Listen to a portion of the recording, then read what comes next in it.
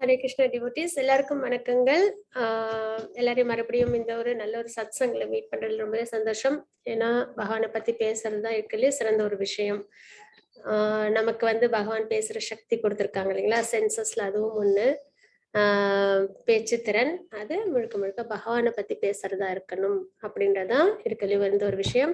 அதுக்கப்புறம் பகவானுடைய பிரசாதத்தை எடுத்துக்கணும். இதுதான் வந்து அது ரெண்டும் பகவான் மேல நம்ம என்கேஜ் பண்ற ஒரு விஷயம். ஏன்னா எல்லா சென்சஸும் நம்ம என்ன பண்ணணும், பகவான் மேல என்கேஜ் பண்ணணும், பகவான் மேல நம்ம அதை பயன்படுத்தணும் அப்படின்னு, பகவானுக்காக இருக்கணும் அப்படின்றத பார்க்கும்போது பேசுறது நாக்கு அது வந்து பகவானோட விஷயங்களை பத்தி பேசுறதுக்காகவும் அப்புறம் பிரசாதங்களை எடுத்துக்கிறதுக்காகவும், இது ரெண்டும் தான் வந்து என்னது நம்மள வேற எந்த ஒரு விஷயத்திலும் நம்மள அது மெட்டீரியல் பாண்டேஜோட கொண்டு வராது. இதுதான் இருக்கலே உயர்ந்த விஷயம் அப்படின்றதையும் நம்ம தெரிஞ்சுக்கிறோம்.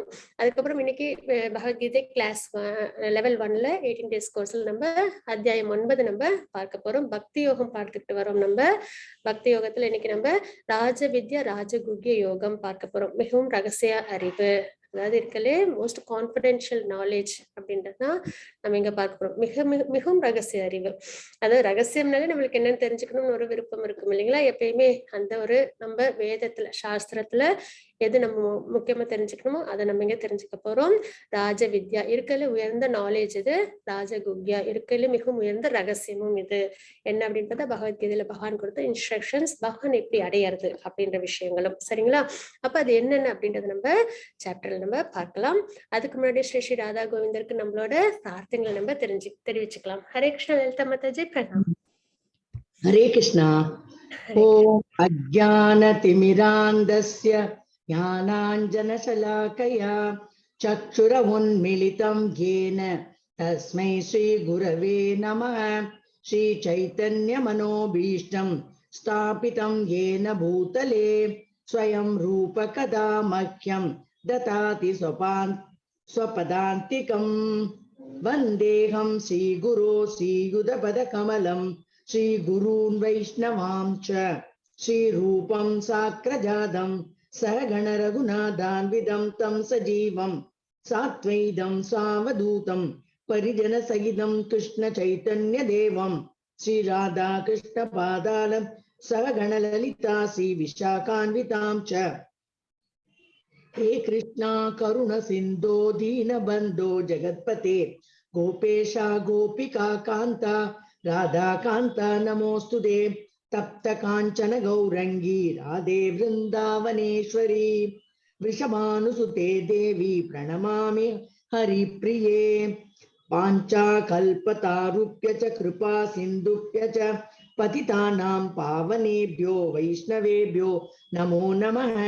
நம ஓம் விஷ்ணுபாதாய கிருஷ்ண பிரேஷ்டாய பூதலே ஸ்ரீமதே பக்தி வேதாந்த சுவாமினைதி நாமினே. நமஸ்தே சரஸ்வதி தேவி கௌரவாணி பிரசாரிணே நிர்விசேஷ சூன்யவாதி பஷ்சத்ய தேசதாரிணே. ஸ்ரீ கிருஷ்ண சைத்தன்ய பிரபு நித்யானந்தா ஸ்ரீ அத்வைத கதாதரா ஸ்ரீ வாசாதி கௌர பக்த விருந்தா. ஹரே கிருஷ்ண கிருஷ்ண கிருஷ்ண ஹரே ஹரே ஹரே ராம ராம ராம ஹரே ஹரே. ஹரே கிருஷ்ண கிருஷ்ண கிருஷ்ண ஹரே ஹரே ஹரே ராம ராம ராம ஹரே ஹரே. ஹரே கிருஷ்ண கிருஷ்ண கிருஷ்ண ஹரே ஹரே ஹரே ராம ராம ராம ஹரே ஹரே. ஓம் நமோ பகவதே வாசுதேவாய. ஓம் நமோ பகவதே வாசுதேவாய. ஓம் நமோ பகவதே வாசுதேவாய. ஹரே கிருஷ்ணா மாதாஜி. ஹரே கிருஷ்ண மாதாஜி, பிரணாம் மாதாஜி. ஹரே கிருஷ்ணா. ஹரே கிருஷ்ண டிவோட்டிஸ், நம்ம இன்னைக்கு அத்தியாயம் 9 பார்க்க போறோம். அதுக்கு முன்னாடி அத்தியாயம் 8 சுருக்கம் என்ன அப்படின்றத நம்ம பார்த்துடலாம். அதுல பாத்தீங்கன்னா அர்ஜுனர் வந்து 8 கேள்விகள் கேட்டிருப்பாங்க. பிரம்மம்னா என்ன, அதுக்கப்புறமா வந்து அத்தியாத்மானா என்ன, அதிபூத்தானா என்ன, அதி தெய்வானா என்ன, அதி யஜ்ஞானா யாரு, அவங்க எங்க இருப்பாங்க, அதுக்கப்புறம் வந்து பகவானை இருக்கும் தருவாயில் நினைப்பது எப்படி அப்படின்றத பார்த்தோம். அதுக்கப்புறம் மெட்டீரியல் வேர்ல்டுக்கும் ஸ்பிரிச்சுவல் வேர்ல்டுக்கும் உள்ள வித்தியாசங்கள், அதாவது ஆன்மீக உலகம்ன்றது பகவானோட உலகம், உலகம். அங்க பாத்தீங்கன்னா வைகுண்டம், கோலோகம், பிரம்மஜோதி இது 3ம் வந்து இருக்கும். அதுல அதுக்கப்புறம் அதுக்கு கீழே பாத்தீங்கன்னா பிரஜா நதின்றது இருக்கும். அங்கதான் கார்னோதய கஷாய விஷ்ணு இருப்பாங்க. அவங்களோட உடம்புல இருந்து தான் உடம்புல இருந்து என்ன கிடைக்குது, மெட்டீரியல் யூனிவர்ஸ் எல்லாம் வெளியில வரும் அவங்க மூச்சை வெளியில விடும்பொழுது. அப்போ அதுல வந்து என்ன பாத்தீங்கன்னா ஒரு யூனிவர்ஸ்லயும் ஒரு பிரம்மா படைக்கப்படுவாங்க. அப்போ ஒரு யூனிவர்ஸ்லயும் பகவான் வந்து கார்னோதய கர்ப்போதய கஷாய விஷ்ணுவா இருப்பாங்க. அவங்களோட நாபி கமலத்துல இருந்து பிரம்மா வருவாங்க. பிரம்மாவுக்கு வேதத்தை பகவான் கொடுப்பாங்க. வேதம் தான் சாஸ்திரம், ஆதாரம். அதுலதான் எல்லாமே இருக்கும். நம்மளுக்கு எந்த ஒரு இன்ஃபர்மேஷன் வேணும்னாலும் அதுல இருந்து நம்ம எடுத்துக்க முடியும். அப்போ அதை வந்து பகவான் பிரம்மாவுக்கு கொடுப்பாங்க. அதோட அடிப்படையில பிரம்மா வந்து இந்த உலகத்தை கிரியேட் பண்ணுவாங்க. இந்த ஜட உலகத்தை தோற்றுவிப்பாங்க. அதுல பாத்தீங்கன்னா 14 பிளானட்டரி சிஸ்டம் இருக்கும். 14 உலகங்கள் இருக்கும். அதுல நம்ம இருக்கிறது பூலோகம். இதுல மட்டும்தான் கர்மங்கள் இருக்கும். மத்த மேல உள்ளதெல்லாம் அப்பர் பிளானட்டரி சிஸ்டம், கீழே உள்ளதெல்லாம் லோவர் பிளானட்டரி சிஸ்டம் பார்ப்போம். கர்மம் செய்வோம். அந்த கர்மத்துல அகர்மா செஞ்சோம், அதாவது நிஷ்காம கர்ம யோகா பண்றோம் அப்படின்னா எதுவும் அது வந்து நம்மள பகவான் கிட்ட கொண்டு போய் சேர்க்கும். அதே வந்து ஏதாவது ஃப்ரூட்டிவ் ரிசல்ட்ஸை எதிர்பார்த்து செஞ்சோம் அப்படின்னா அது நம்மளுக்கு ஸ்வர்கலோகத்தை கொடுக்கும். அந்த ஆக்டிவிட்டிஸ்க்கு ஆன அந்த கால அளவுகள் முடிஞ்ச உடனே மறுபடியும் நம்ம இந்த பூமியில பிறப்போம். அதே மாதிரி பாபங்கள் செஞ்சோம் அப்படின்னா கீழ் நோக்கி உள்ள லோகங்களுக்கு போவோம். அங்க போய் நம்மளோட பாபங்களோட தண்டனைகளை அனுபவிச்சதுக்கு அப்புறம் மறுபடியும் இந்த பூலோகத்துக்கு வரும். இப்படி பர்த் டெத் லைஃப் சைக்கிள் வந்துகிட்டே இருக்கும். ஆனா இதுல இருந்து வெளியில வரணும், பகவான் அடையணும் அப்படின்னா நம்ம வந்து பக்தி சேவை மட்டும் பண்ணணும். பகவானுக்கு பக்தி சேவை பண்றதுனால மட்டும் நம்மளால வெளியில வர முடியும். அதுக்கப்புறம் பாத்தீங்கன்னா ஸ்பிரிச்சுவல் வேர்ல்டு எப்படி இருக்கும், எப்பயுமே ஆன்சைட்டி எல்லாம் இருக்காது. வைகுண்டம் அப்படின்னா வைனா ஆன்சைட்டி, குண்டம் அப்படின்னா நோ, அதாவது நோ ஆன்சைட்டி அப்படின்றது அங்க அர்த்தம். அங்க வந்து நம்மளுக்கு எதுவுமே ஒரு எதிர்பார்ப்பு, இது கிடைக்கணும் அது கிடைக்கணும் இதுக்கு அப்படின்ற ஒரு எதிர்பார்ப்பு இருக்காது. ஏன்னா எல்லாமே பிளண்டியா இருக்கும். எல்லாமே பகவானோட அனுகிரகத்துல நம்மளுக்கு பிளண்டியா இருக்கும். அதனால அந்த இடத்துல நோ ஆன்சைட்டி. அதுக்கப்புறம் காலங்கள், கால அளவுகள் கிடையாது. பிரகாசம் எப்பயுமே இருக்கும். பகவானோட அனுகிரகத்துல பகவானோட அருகாமையில இருப்போம். 5 வகையான முக்தி இருக்கு. அதாவது சாயுஜ்ய முக்தி, சாலோக்கிய முக்தி, சாரூபிய முக்தி, சாமிப்பிய முக்தி, சாஷ்டி அப்படின்ற 5 வகையான முக்திகள் இருக்கு.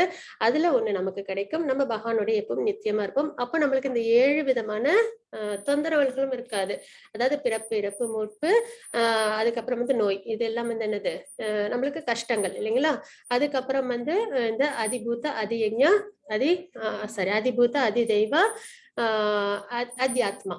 அதாவது நம்மளோட அத்தியாத்மான்றது நமக்கு கிடைக்கிற கஷ்டங்கள். மனதால நம்ம நிறைய என்ன பண்ணுவோம், ஸ்பெகுலேஷன்ஸ் வரும் இல்லைங்களா. நம்ம மனதே நம்மள என்ன பண்ணும், நிம்மதி இல்லாம வச்சிருக்கோம். அது நமக்கே கிடைக்கிற ஒரு கஷ்டம் நம்மளாலேயே. அதே மாதிரி நம்மளோட உடம்பினால நம்மளுக்கு கிடைக்கிற கஷ்டங்கள், அது வந்து அத்தியாத்மானால கிடைக்கிறது. அதிபூத்தான்றது வேற உயிரினங்கள்னால நமக்கு கிடைக்கிற கஷ்டங்கள். அதிதெய்வன்றது தேவர்கள் மூலியமா நமக்கு கிடைக்கிற கஷ்டங்கள். அது நம்ம என்னைக்கு நம்ம அதர்மம் பண்றோமோ, நேச்சரை நம்ம வந்து டிஸ்டர்ப் பண்றோமோ, நம்மளுக்கு அதிதெய்வத்தின் மூலியமா நம்மளுக்கு பிரச்சனைகள் ஏற்படும். இந்த 7 ப்ராப்ளம் தான் இப்ப எல்லா லிவிங் என்டிட்டிஸ்க்கும், ஹியூமனுக்கு மட்டும் இல்ல. அப்ப இந்த மாதிரி நிறைய விஷயங்கள் இந்த மெட்டீரியல் வேர்ல்டுல இருக்கு. அப்ப அதுல இருந்து அப்புறம் முக்குணங்களோட அடிப்படையில நம்ம இருக்கோம். இந்த விஷயங்கள்லாம் என்னது, மெட்டீரியல் வேர்ல்டுல உள்ளது. ஸ்பிரிச்சுவல் வேர்ல்டு பகவானோட நித்தியமா நம்ம சந்தோஷமா இருக்கும். இப்ப இந்த மாதிரி விஷயங்களை நம்ம தெரிஞ்சுக்கும் போது நமக்கு எது நல்லது, எது நித்தியமானது அப்படின்றத நம்ம தேர்ந்தெடுத்து அதுல பக்தி சேவை பண்ணி பகவான் நம்ம அடையணும் அப்படின்ற விஷயங்கள்லாம் நம்ம நிறைய பார்த்தோம் இல்லைங்களா. அதுதான் இங்க நம்ம மறுபடியும் ஒரு ரீகேப்பா பார்க்கிறோம். அர்ஜுனரின் 8 கேள்விகள். அதுக்கப்புறம் இறக்கும் நேரத்தில் கிருஷ்ணரை நினைவு கொள்வது எப்படி. எப்பயுமே பக்தி சேவை செஞ்சுக்கிட்டே இருக்கும்போது இறக்கும் தருவாயில நமக்கு என்ன பண்ணணும், பகவானோட நினைவு வரும். நம்ம மறந்தாலும் நம்மளால அப்ப முடியாது. ஏன்னா என்ன ஒரு சுச்சுவேஷன் இருக்குன்றது தெரியாது. ஆனா நம்ம பக்தி பகவானை நினைச்சிட்டு செய்ய செய்ய கண்டிப்பா பகவானே நமக்கு அந்த அனுகிரகத்தை கொடுப்பாங்க. அது நம்மளோட பிரயத்தனத்தை தான் பகவான் வந்து அங்க பார்ப்பாங்க. அப்ப இறக்கும் நேரத்தில் கிருஷ்ண நினைவு கொள்வதுன்றது எப்பயுமே பகவானை நம்ம டிவோஷனல் சர்வீஸ் பண்ணி பகவானை வணங்கணும் அப்படின்றதுதான். அதுக்கப்புறம் யோக மிஸ்ரா பக்தி. யோக மிஸ்ரான்றது பாத்தீங்கன்னா கர்ம மிஸ்ரா, யோக மிஸ்ரா, ஞான மிஸ்ரா அப்படின்னு பக்தியில வந்து இருக்கும். அதுல யோக மிஸ்ரா, அதாவது பக்தி சேவை பண்ணிதான் பகவான் நம்மளால நினைவு கொள்ள முடியும் அப்படின்றத பார்க்கிறோம். தூய பக்தியால் கிருஷ்ணரை நினைவுபடுத்துதல், அதுதான் இங்க நம்ம பார்க்கிறோம். அனன்ய பக்தி, அனலாய்டு டிவோஷனல் சர்வீஸ், அதுதான். ஏன்னா மனம் எப்பொழுதும் பகவான் மேல நிலைநிறுத்தி நம்ம பக்தி சேவை பண்ணணும். பக்தி சேவைன்னா என்னது, சர்வீஸ். நம்மளோட சென்சஸ நம்ம பகவானுக்காக நம்ம பயன்படுத்தணும், பகவானை முன்னிலைப்படுத்தி நம்ம பயன்படுத்தணும், நம்மளோட பிரிஸ்கிரைப் டியூட்டி நம்ம செய்யணும் அப்படின்றதான். அதுக்கப்புறம் பொருள் உலகம் மற்றும் ஆன்மீக உலகத்துக்கான வித்தியாசம் என்ன அப்படின்றத பார்த்தோம். அப்புறம் கிருஷ்ணரை பெறுவதில் தூய பக்தியை உச்சநிலை. பக்தியால மட்டும்தான் பகவான் அடைய முடியும் அப்படின்றதால நம்ம பார்த்தோம். இன்னைக்கு நம்ம அத்தியாயம் 9 பார்க்க போறோம். அதோட சுருக்கம் என்ன அப்படின்னு பாத்தீங்கன்னா, பகவத் ஐஸ்வர்ய ஞானம். அதாவது பகவானோட ஆப்புலன்சஸ் பத்தி நம்ம நிறைய தெரிஞ்சுப்போம். ஐஸ்வர்யம், பகவானோட ஐஸ்வர்யங்கள் என்ன, அதுதான் பாத்தீங்கன்னா 9.1 to 9.10 வரைக்கும் இருக்கு. ராஜவித்யா, ராஜகுக்கியம். அதாவது ராஜவித்யான்னு இருக்கலே சுப்ரீம் நாலேஜ், ராஜகுக்கியம்ன்றது இருக்கலே சிறந்த ரகசியம், மிகவும் உன்னதமான ரகசியம். அது என்ன அப்படின்றதா அது பகவத்கீதை நாலேஜ் தான், பகவான் நம்மளுக்கு கொடுத்திருக்கிறது. அதுக்கப்புறம் கிருஷ்ணரை அணுகும் வழிகள் என்ன, அப்போ இந்த விஷயம் நம்மளுக்கு தெரியுது, பகவான் தான் நம்ம அடையணும் அப்படின்ற ஒரு விஷயம் தெரியுது. சோலோட டெஸ்டினேஷனே அதான், நம்ம லைஃபோட கோலே. அதாவது நம்ம வந்து எவ்வளவுதான் இந்த மெட்டீரியல் உலகத்துல நம்மளோட சென்சஸை கிராட்டிபிகேஷன் பண்ணிட்டே இருப்போம், எல்லா பிறவிலையும் அதான் பண்றோம் இல்லைங்களா. எல்லா பிறவிலையுமே முழுக்க முழுக்க நம்ம இந்த ஒரு விஷயத்துல தான் நம்ம ஈடுபட்டு இருக்கோம். அப்போ ஆனா ஒரு சோல் கடைசியில என்ன ஆகும் அப்படின்னு பாத்தீங்கன்னா, முழுக்க முழுக்க பகவானுக்காகவே வந்து தன்னை வந்து அர்ப்பணிக்கும், அதுக்கப்புறம் பகவானை அடையும். இது எல்லாருக்குமே உண்டு, ஆனா அதுக்கு போற நேர காலங்கள் தான் மாறுபடும். அப்ப கிருஷ்ணரை அணுகும் வழிகள், அப்ப பகவான் தான் உயர்ந்தவங்க, பகவான் தான் நம்ம அடையணும். சோலோட பொசிஷன் வந்து பகவானுக்கு பக்தி சேவை பண்றது அப்படின்றத நம்ம தெரிஞ்சதுக்கு அப்புறம் அது அணுகும் வழிகள் என்னன்றது நம்ம பார்ப்போம். 9.11 to 9.25 வரைக்கும் சததம் கீர்த்த எந்தோமாம் அப்படின்ற ஸ்லோகத்தின் மூலமாக பிரத்யேக பக்தியின் இனிமை. பக்தின்றது ஒரு இனிமையான விஷயம். இன்னைக்கு நம்ம குழந்தைங்களுக்கு நம்ம வந்து சர்வீஸ் பண்றோம் இல்லைங்களா. ஒரு கடைக்கு போய் ஒரு ஸ்வீட் வாங்குறோம்னா கூட நமக்கு பிடிச்சது வாங்க மாட்டோம், நம்ம குழந்தைங்களுக்கு என்ன பிடிக்கும் அதைதான் முன்னிலைப்படுத்தி நம்ம வாங்கிட்டு வருவோம் இல்லைங்களா. அப்ப அதுதான் நம்ம இப்ப பண்றது. பகவானுக்கும் நம்ம அதை தான் பண்ண போறோம். நமக்கு பிடிச்சதை செய்யாம பகவானுக்கு என்ன பிடிக்கும் அதை நம்ம தெரிஞ்சுக்கிறோம் அப்படின்னா அதுக்குதான் அசோசியேஷன் வேணும். அப்போ அவங்க எல்லாம் நம்மள என்ன பண்ணுவாங்க, தூய பக்தர்கள் நம்மள கரெக்டா நம்மள அந்த பாதையில கொண்டு போவாங்க. அப்போ அந்த மாதிரி பக்தின்றது ஒரு இனிமையான ஒரு விஷயம். நம்ம குழந்தைங்களுக்கு நம்ம செய்யறது எவ்வளவு இனிமையா நம்ம வந்து சந்தோஷமா செய்யறோமோ, ஆத்மார்த்தமா, அதே மாதிரிதான் பகவானுக்கு நம்ம பக்தி சேவை செய்யும் போது அந்த புரிதல் ஏற்படும் போது அதுலயும் நம்மளுக்கு இனிமைதான் ஏற்படும். நம்மளுக்கு அதுல விரக்தி வராது, பிடிக்காம இருக்காது. ஆரம்பத்துல வேணா கொஞ்சம் நம்மளுக்கு ஒரு ஈடுபாடு இல்லாம இருக்கும், ஆனா திரும்ப திரும்ப பகவானை பத்தி கேட்க கேட்க பகவானுக்கும் நமக்குமான நித்தியமான உறவை தெரிஞ்சுக்க நம்மளுக்கு அது ஆட்டோமேட்டிக்கா வந்துடும். அப்ப பிரத்யேக பக்தியின் இனிமை என்ன அப்படின்றது 9.26 to 9.34 வரைக்கும் மன்மனா பவ மத் பக்தோ அப்படின்ற ஸ்லோகத்தின் மூலமா நம்மளால தெரிஞ்சுக்க முடியும். அப்ப பக்தி சேவைன்றது இனிமையான ஒரு விஷயம்.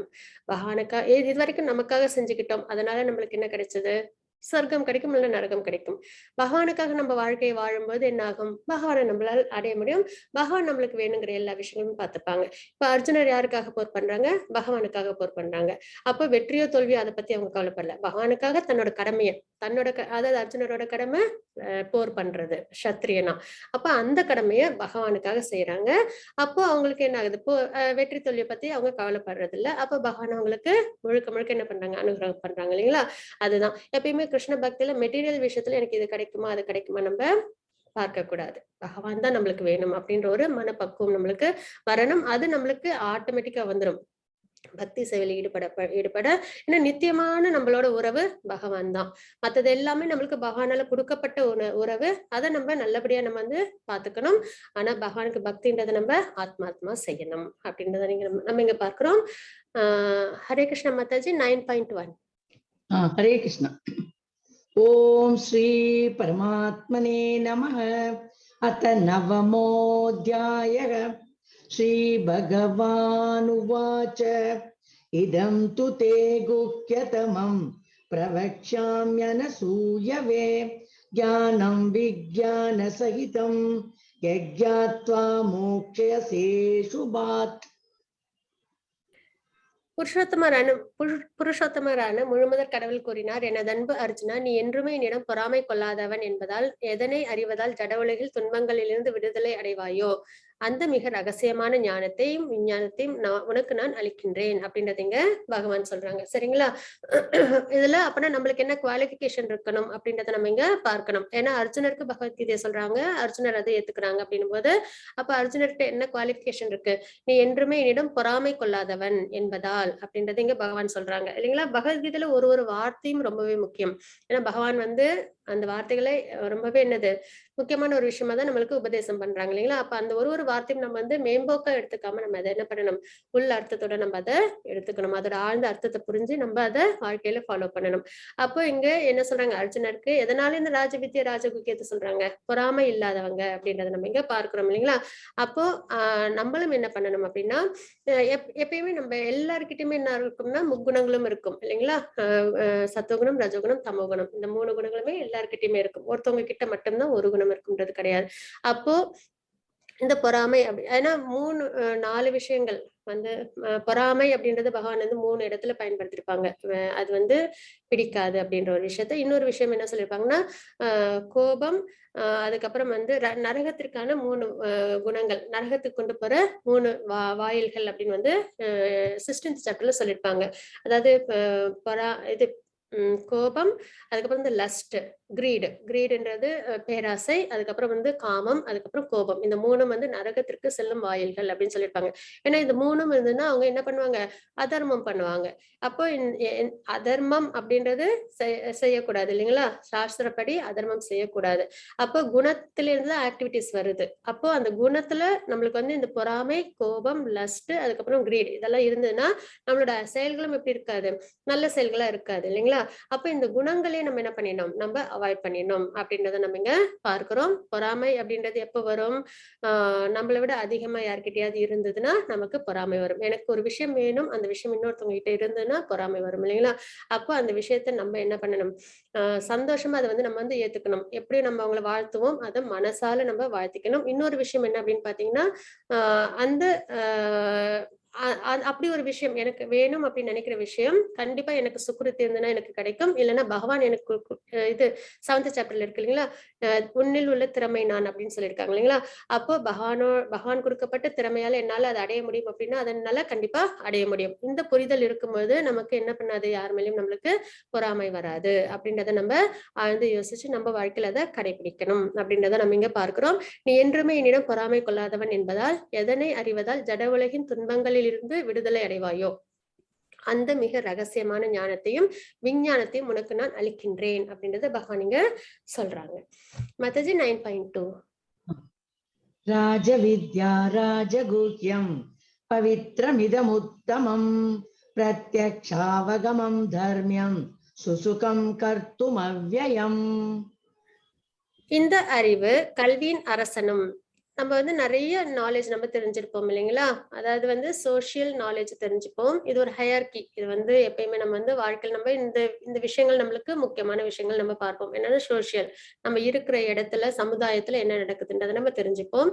அதுக்கப்புறம் முக்கியமானது ஆயுர்வேதிக் நாலேஜ். நம்மளுக்கு உடம்புக்கு எதுவும் வந்துச்சுன்னா நம்ம உடம்ப நம்ம பாதுகாத்துக்கணும் இல்லைங்களா?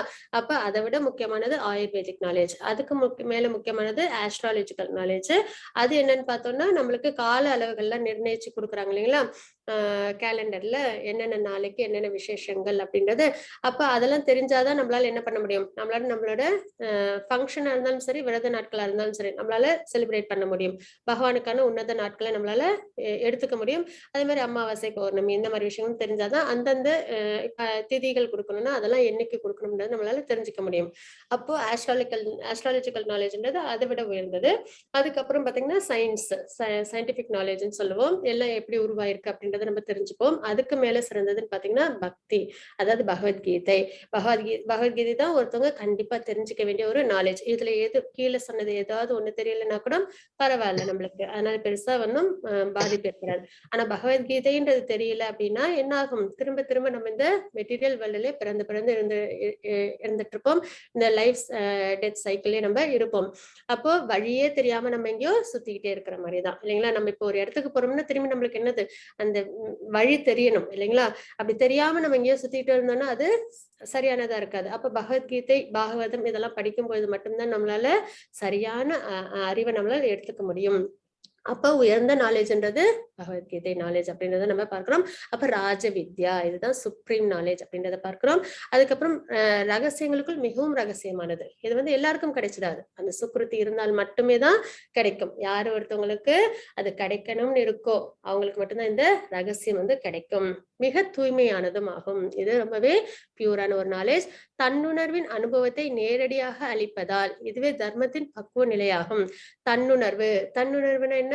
ஆத்மா. நம்ம வந்து ஆத்மா இந்த வெறும் பஞ்சபூதங்கள்னால ஆன உடம்பு அல்ல அப்படின்றது நம்மளுக்கு செகண்ட் சாப்டர்ல நம்ம பார்த்தோம் இல்லைங்களா? அப்ப தன்னுணர்வுன்றது நம்மள ஆத்மாவா பார்க்கணும். ஏன்னா அதுதான் அழியாதது.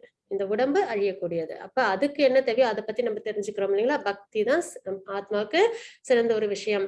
ஏன்னா வந்து பகவத்கீதையில 3 டைப் ஆஃப் நாலேஜ் உண்டு. என்னென்னு பாத்தீங்கன்னா, அதாவது நாலேஜ்ல பாத்தீங்கன்னா கான்ஃபிடென்ஷியல் நாலேஜ் ஒண்ணு, சரிங்களா? அதுக்கப்புறம் மோர் கான்ஃபிடென்ஷியல் நாலேஜ், அப்புறம் மோஸ்ட் கான்ஃபிடென்ஷியல் நாலேஜ். கான்ஃபிடென்ஷியல் நாலேஜ்ன்றது தன்னுணர்வு, செல்ஃப் ரியலைசேஷன். இந்த கிராஸ் பாடி மட்டும் நம்ம கிடையாது, ஆத்மா நம்ம அப்படின்றது தெரிஞ்சுக்கிறது கான்ஃபிடென்ஷியல் நாலேஜ். ஏன்னா அது தெரியாததுனால தான் நம்ம என்ன பண்ணிட்டு இருக்கோம், வெறுமனே இந்த உடம்புக்கு தேவையான விஷயத்த மட்டும் நம்ம வாழ்க்கையில பண்ணிட்டே இருப்போம் இல்லைங்களா? என்னைக்கு நம்மளுக்கு ஆத்மா தான் நித்தியமானது, இந்த உடம்பு அழியக்கூடியது அப்படின்றது நம்மளுக்கு தெரியுதோ அப்ப நம்ம ஆத்ம ஞானத்தை நம்மளால தெரிஞ்சுக்கிறதுக்கான ஆர்வம் ஏற்படும். அதுதான் இருக்கிறதுலே மோர் அதாவது கான்ஃபிடென்ஷியல் நாலேஜ். அதுக்கப்புறம் பாத்தீங்கன்னா மோர் கான்ஃபிடென்ஷியல் நாலேஜ். அதை விட உயர்ந்தது என்னன்னா பகவானை பத்தி தெரிஞ்சுக்கிறது, நாலேஜ் அபவுட் காட், பகவானை பத்தின விஷயங்கள். ஏன்னா பகவானை பத்தி தெரிஞ்சுக்கிட்டாதான் நம்மளால பக்தி பண்ண முடியும் இல்லைங்களா? அப்போ பகவானை பத்தி தெரிஞ்சுக்கிறது more confidential knowledge. Most confidential knowledge தான் இப்ப நம்ம பார்த்துட்டு இருக்கோம். அது என்னன்னா நம்மளோட பொசிஷன், ஆத்மாவோட பொசிஷன் என்னன்னா பகவானுக்கு பக்தி சேவை செய்யறது அப்படின்றத நம்ம இங்க தெரிஞ்சுக்கணும். அந்த நாலேஜ் நம்மளுக்கு தெரிஞ்சதுன்னா நம்ம ஆட்டோமேட்டிக்கா நம்ம என்ன பண்ணிடுவோம், நம்ம பக்தியில நம்ம ஈடுபட ஆரம்பிச்சிருவோம். அப்ப 3 டைப் ஆஃப் நாலேஜ் இருக்கு பகவான் நம்மளுக்கு இங்க கொடுத்திருக்காங்க. கான்ஃபிடென்ஷியல் நாலேஜ் வந்து செகண்ட் சாப்டர்ல கொடுத்திருப்பாங்க இல்லைங்களா?